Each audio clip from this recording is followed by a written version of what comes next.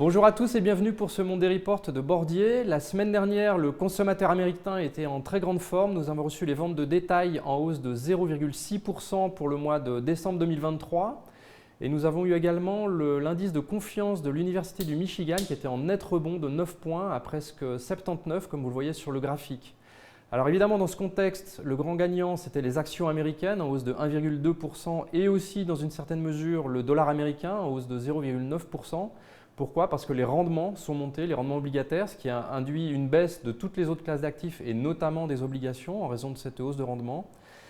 Cette semaine, nous allons suivre avec intérêt la publication, la première estimation du PIB américain pour le dernier trimestre de l'année 2023 et un autre indicateur qui va permettre de recaler les attentes de politique monétaire de la Réserve fédérale américaine qui est le Core PCE.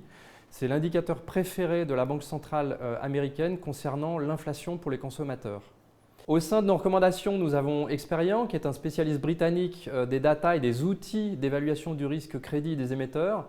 C'est un titre que nous détenons depuis juin 2018 et qui a dégagé, comme vous le voyez sur ce graphique, une performance totale de 90% depuis l'origine, contre 40% en gros pour le secteur et pour le marché des actions européennes en livres sterling.